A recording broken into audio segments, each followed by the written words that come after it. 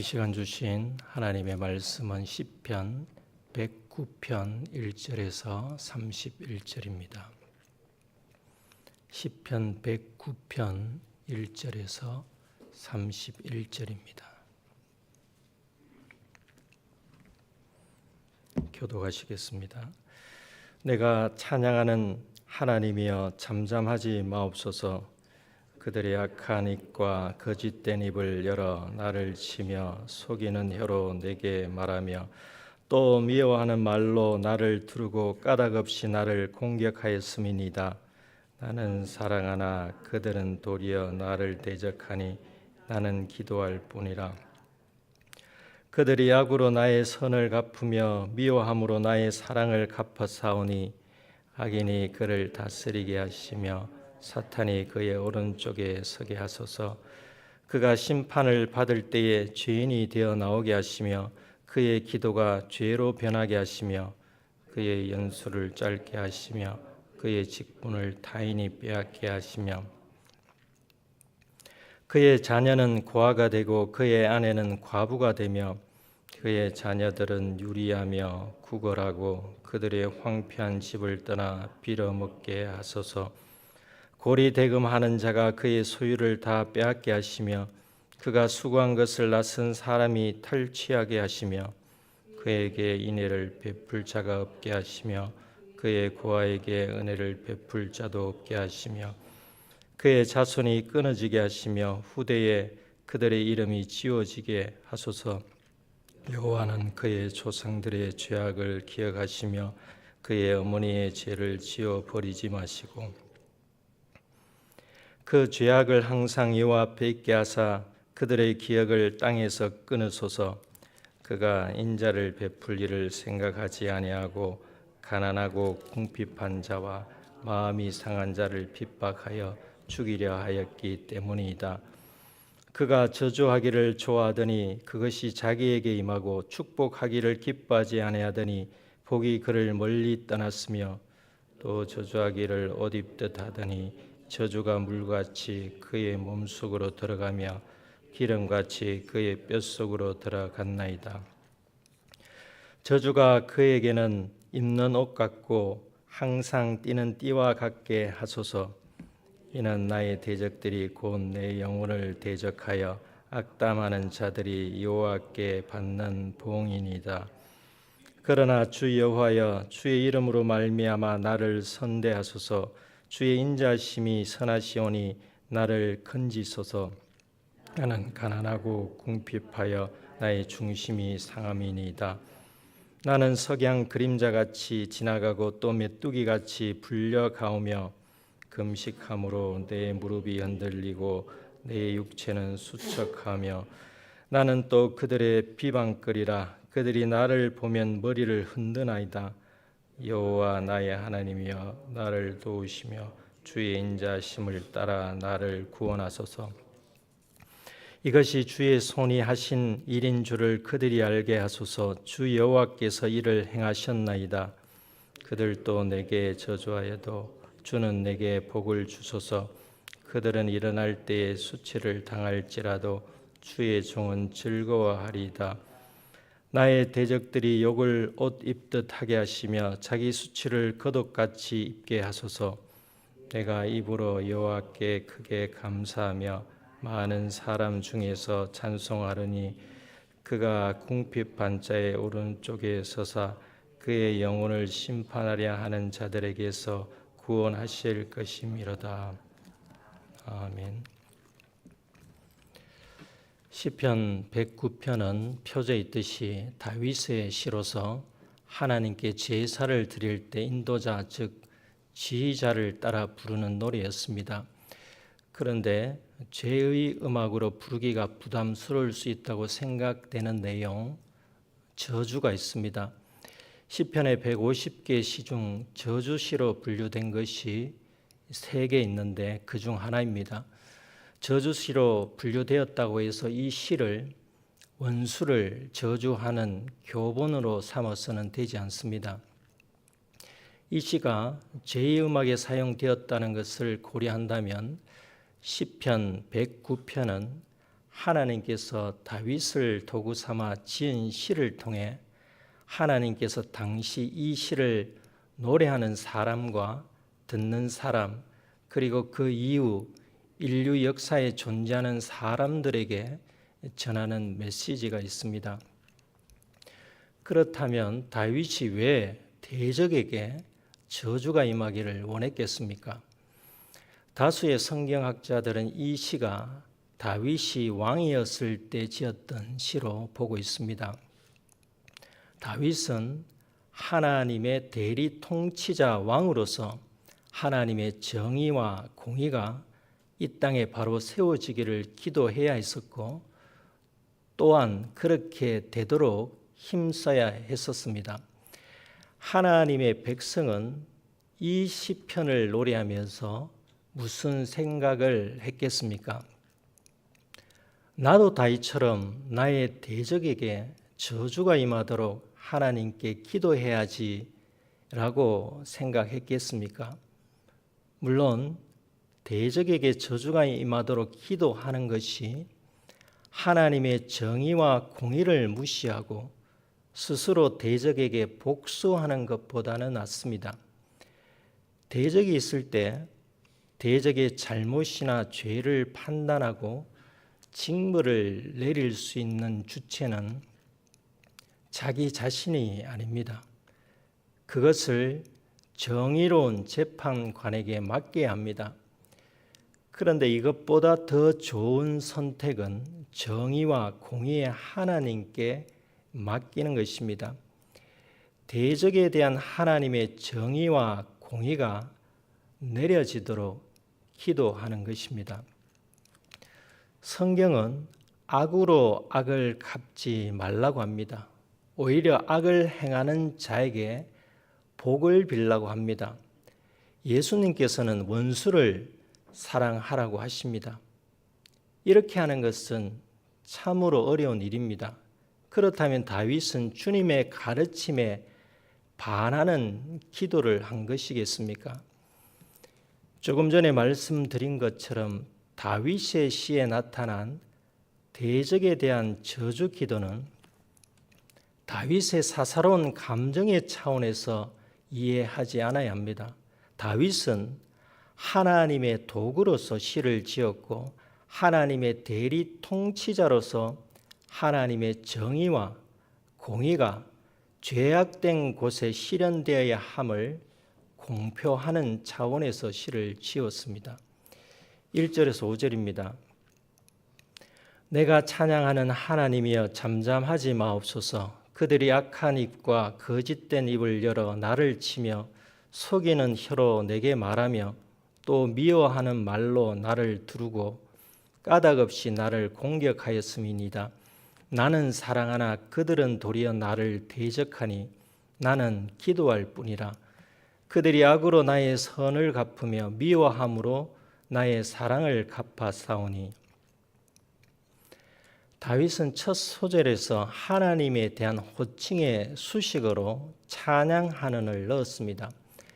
다윗은 대적의 죄악상을 고발하고 대적에 대한 저주를 간구하기 전 하나님은 전능하시고 찬양을 받으시기에 합당하신 분이심을 확신에 차서 고백한 것입니다. 그래서 불의를 물리치시는 정의와 공의의 하나님께 잠잠하지 마옵소서라고 기도하고 있습니다. 하나님께서 잠잠하지 않으셔야 할 이유는 대적의 악행 때문입니다. 그 악행은 말과 관련이 있습니다. 악한 입, 거짓된 입, 속이는 혀, 미워하는 말로 다윗을 속이고 다윗을 포위하였습니다. 이유가 있었던 것이 아닙니다. 행악자들이 이유가 있어서 무고한 사람을 괴롭힙니까? 그렇지 않습니다. 다윗의 대적 역시 다윗을 까닭 없이 공격하였습니다. 이 정도 공격을 받으면 대부분 사람은 어떻게 대응합니까? 굳이 언급하지 않아도 잘 아실 것입니다. 그런데 다윗은 악한 입, 거짓된 입, 속이는 혀, 미워하는 말로 어려움을 당하였어도 그들을 사랑하였습니다. 다윗이 처음부터 대적에 대한 저주를 하나님께 간구한 것은 아닙니다. 다윗은 자신의 대적임에도 우선 대적을 사랑했습니다. 그리고 기도했습니다. 나를 대적하니 나는 기도할 뿐이라. 다윗의 무기는 기도였습니다. 다윗은 대적을 사랑하고 기도하면서 대적을 선으로 대하였는데 대적은 악으로 선을 갚았습니다. 다윗은 참을 만큼 참았습니다. 우리가 참을 만큼 참았다고 말할 때 어디까지 어떻게 참았는지가 중요합니다. 단지 악한 입, 거짓된 입, 속이는 혀, 미워하는 말을 듣고 참았는지 아니면 다윗처럼 대적 원수를 사랑하고 기도하기까지 선으로 악을 갚으면서 참았는지 등 어디까지 어떻게 참았는지가 중요합니다. 대적 원수에 대한 보응은 하나님의 때에 이루어질 것입니다. 그 때를 모르는 사람은 하나님의 때까지 선으로 악을 갚는 자세가 필요합니다. 하나님께서는 행악자에게 회개할 기회를 주시면서 참으실 것입니다. 회개할 기회를 충분히 주셨음에도 그 때를 놓치면 남은 것은 하나님의 심판입니다. 충분한 기회를 받고서도 회개하지 않으면 심판을 피할 수 없습니다. 만약에 회개하지 않는 사람에게 심판이 면해진다면 주님께서 회개하라 천국이 가까워졌느니라고 말씀하지 않으셨을 것입니다. 그리고 하나님께서 지옥을 두지 않으셨을 것입니다. 회개를 원하시는 하나님의 사랑, 예수님이 십자가 대속의 은혜를 거부하는 사람의 종국에는 심판이 있음을 알리는 차원에서 다윗은 하나님의 대리 통치자로서 저주 선포를 기도의 형식으로 했다고 이해하면 좋습니다. 6절에서 15절입니다.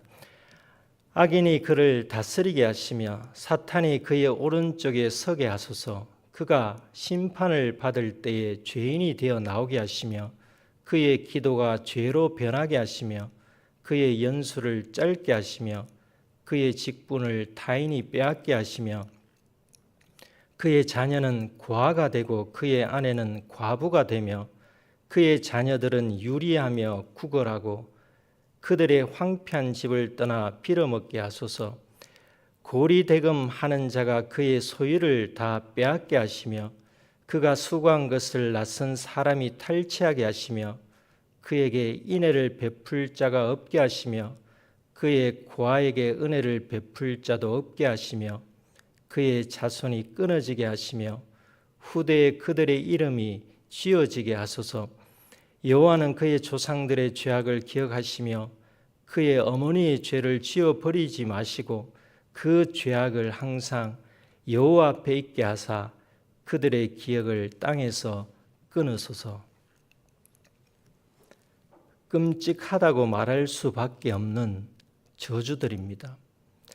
다윗의 저주 내용은 아무 생각 없이 내뱉은 말이 아니라고 서두에서 언급했습니다. 다윗은 성령님의 감동으로 이 시를 지었는데 저주 내용이 신명기를 포함해 모세오경에 있는 저주와 비슷합니다. 그리고 이 저주가 사사로운 감정의 표현이 아님을 입증할 수 있는 한 예로서 8절 하반절 그의 직분을 타인이 빼앗게 하시며가 사도행전 1장 20절에서 인용되었고 그 저주가 가룟 유다에게 적용되었다는 것입니다. 6절의 악인은 다윗의 대적을 징벌할 도구로서 등장하는 인물입니다. 하나님께서 악인을 징벌하실 때 또 다른 악인을 도구 삼으시는 것을 성경 곳곳에서 증가합니다. 6절에 사탄의 각주가 달려 있습니다. 성경 아래쪽을 보시면 송사하는 자로 되어 있습니다. 히브리어 원문의 이 단어를 발음하면 사탄입니다. 욥기에 나오는 욥을 시험한 사탄과 동일한 단어입니다. 욥기에 나오는 동일한 단어 사탄의 동사의 뜻은 대적하다입니다. 그래서 사탄을 다른 말로 대적으로 번역하기도 합니다. 누구를 대적하느냐에 따라 그 대적은 최고 악의 존재로 불릴 수 있습니다. 하나님의 대적이라면 그 존재는 악한 존재, 흔히 우리가 말하는 영적 악한 존재 사탄입니다. 욥기에 등장하는 사탄이 바로 이것입니다. 그런데 본문에 등장하는 사탄은 6절 상반절에 악인과 대꾸를 이룬다고 본다면 악인과 동일한 존재로 볼 수 있습니다. 심판의 도구로서 악인이 오른편에 선다는 것은 악인이 다윗의 대적을 힘으로 지배한다는 의미가 됩니다. 6절 상반절에 다스리게 하심에와 같은 맥락으로 보면 무난합니다. 한편 각주에 달린 것처럼 송사하는 자로 보는 견해는 오른편에 서게 하소서를 고려한 의역입니다.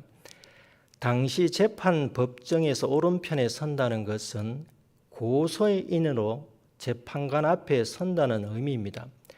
고소인이 하나님의 심판의 도구로서 오른편에 선다면 피고인, 대적의 죄악상, 악한 입, 거짓된 입, 속이는 혀, 미워하는 말을 낱낱이 드러낼 것이기에 피고인 대적은 심판을 피할 수 없게 될 것입니다. 지금까지 저주의 내용을 열거했습니다. 이어서 다윗은 그들이 저주받을 이유를 고발합니다. 16절에서 20절입니다. 그가 인자를 베풀 일을 생각하지 아니하고 가난하고 궁핍한 자와 마음이 상한 자를 핍박하여 죽이려 하였기 때문이다. 그가 저주하기를 좋아하더니 그것이 자기에게 임하고 축복하기를 기뻐하지 아니하더니 복이 그를 멀리 떠났으며 또 저주하기를 옷 입듯 하더니 저주가 물같이 그의 몸속으로 들어가며 기름같이 그의 뼛속으로 들어갔나이다. 저주가 그에게는 입는 옷 같고 항상 띠는 띠와 같게 하소서. 이는 나의 대적들이 곧 내 영혼을 대적하여 악담하는 자들이 여호와께 받는 보응이니이다. 다윗의 대적이 저주를 받을 이유를 보면 그들이 축복을 기뻐하지 않고 저주를 좋아했기 때문입니다. 저주를 옷 입듯 하였다고 고발합니다.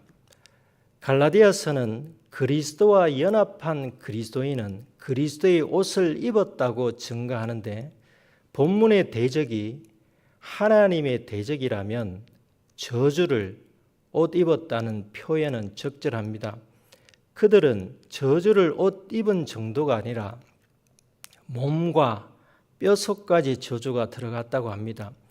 다윗의 대적이 하나님의 대적이 되는 이유는 다윗이 하나님의 통치 대리자이기도 하지만 16절에 가난하고 궁핍한 자와 마음이 상한 자를 핍박하여 죽이려 하였기 때문입니다. 마태복음 25장은 줄인 자에게 먹을 것을 주지 않는 것, 목마른 자에게 마실 것을 주지 않는 것, 헐벗었을 때에 옷을 입히지 않는 것 등은 주님께 하지 않는 것이라고 증거하고 있으며 그들은 심판 때 영벌에 들어갈 것이라고 증거하고 있기 때문입니다. 21절에서 29절입니다. 그러나 주 여호와여 주의 이름으로 말미암아 나를 선대하소서. 주의 인자심이 선하시오니 나를 건지소서. 나는 가난하고 궁핍하여 나의 중심이 상함이니이다. 나는 석양 그림자같이 지나가고 또 메뚜기같이 불려가오며 금식함으로 내 무릎이 흔들리고 내 육체는 수척하오며 나는 또 그들의 비방거리라. 그들이 나를 보면 머리를 흔드나이다. 여호와 나의 하나님이여 나를 도우시며 주의 인자심을 따라 나를 구원하소서. 이것이 주의 손이 하신 일인 줄을 그들이 알게 하소서. 주 여호와께서 이를 행하셨나이다. 그들은 내게 저주하여도 주는 내게 복을 주소서. 그들은 일어날 때에 수치를 당할지라도 주의 종은 즐거워하리다. 나의 대적들이 욕을 옷 입듯 하게 하시며 자기 수치를 겉옷같이 입게 하소서. 다윗이 자신을 위한 선대하소서라는 기도는 이기적 기도가 아닙니다. 주님께서 가르쳐 주신 말씀에 나옵니다. 주님께서는 가난하고 궁핍하여 중심이 상한 사람을 외면하지 않으십니다. 오히려 이런 사람이 복이 있다고 말씀하셨습니다. 왜냐하면 가난하고 궁핍하여 중심이 상한 사람은 주님만을 의지할 수밖에 없음을 그렇지 않는 사람보다 더 잘 알기 때문입니다.